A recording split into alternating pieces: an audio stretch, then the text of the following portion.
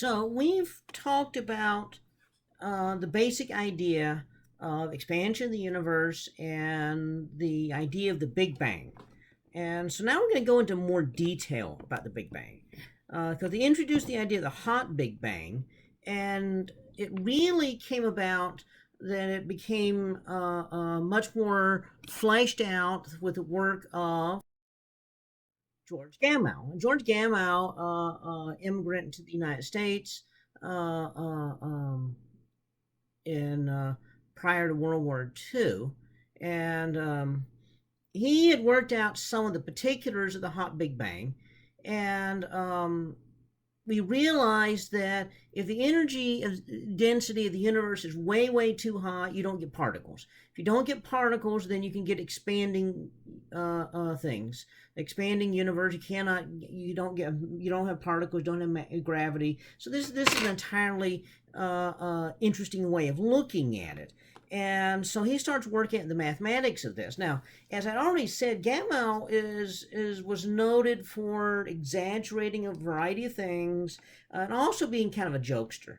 And so somebody had once commented that Marco Polo was very famous explorer, and he had actually done some work studying the geography and topography and the lands of where he explored, and all that was published, but no one ever cites it. So in some paper, he was doing something, and he went out of his way to simply say, and this has nothing to do with Marco Polo's work, which he then cited Marco Polo's work, and just to say he could cite him, and had a citation of him in a paper. So when he started working out these details of this, he published it, but he was the main person working on it, but he made himself the third author. The first author was his graduate student, Ralph Alpher. Now, this actually is not that uncommon to have a graduate student listed as first author and the professor's second author. But the thing is that being the sort of person that he was, he had asked Hans Bethe, who had worked on nuclear physics, he worked on the Manhattan Project, he had worked out some of the mathematics of how stars operate, and he asked Bethe to just solve one equation in this whole sort of thing. And so Bethe did that, and then he made Bethe a co-author, and he arranged the authors to be Alpha, Bethe, and Gamow. Well, yes, that's right. So this is often called the alpha, beta, gamma paper by cosmologists.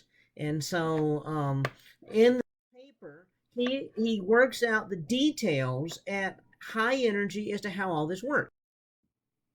Okay. Now it was a different sort of model than what was before, and so because of that, it gets called something else. Well, unfortunately, they kept calling it the Big Bang. And likewise, the thing that came after that was called the Big Bang. The thing that came after that was called the Big Bang. And then 1990s, they decided that the latest model, which included expansion of space, the nature of space, and so forth, something called that we call inflation, that drove the expansion of space, that maybe the Big Bang ought to be renamed. And so they ended up having a poll of people all over the world, International Astronomical Union, and they came up with the idea of Big Bang. About this time, Calvin and Hobbes, which was a comic strip at the time, ran this comic right there. Okay, so as the universe expands, you don't get electrons and protons for a while until the universe eventually cools down to the point where E equals mc squared allows that to happen. And we'll talk more about that later. But you start eventually creating the heavier particles, the protons, then actually even things heavier than that, which don't live very long, and then you start creating protons and maybe some neutrons, and then you start creating electrons. Now, what happened was that at this time, energy dominated the universe. Now, as the universe expands, energy, the wavelengths of light get longer and longer, which means the energy gets less. And so at one point, the radiation, E equals mc squared, the energy in the radiation was more than the mass of the universe. And so radiation dominated. Eventually, matter dominated. But at first, everything had so much energy that the electrons would all bounce off of everything. Even if they got near a proton, even though they're attracted, they'd come together so fast they'd bounce off of each other. And so you just had this sea of protons and electrons. And what happened is light would bounce off of all the particles, so it wouldn't travel very far. It'd bounce off of things, you'd exchange energy, so you get different wavelengths of light. So the universe essentially was opaque. Light could not shine through it. And it was not until the universe cooled down to the point that the protons grabbed the electrons, became hydrogen atoms, that now light can shine through the universe. And so the universe became transparent. Light could then shine. So that means when you look backwards in time, you can only look backwards in time to the point where the universe was transparent. Beyond that, for the first, 140 something thousand years after the Big Bang, the universe was opaque. You can't see into that. So it's like a wall around the edge of the universe as far as looking. They call this event recombination. Now, I think the term is kind of silly because recombination means combining back, what never was combined in the first place. The term recombination comes about because in the laboratory, when you pull electrons away from the protons and makes kind of a big plasma like this, it recombines back into hydrogen atoms.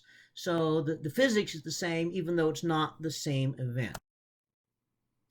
The very early universe was so dense that the electromagnetic radiation effectively weighed more than the mass. Remember, E equals mc squared, so m equals E over c squared.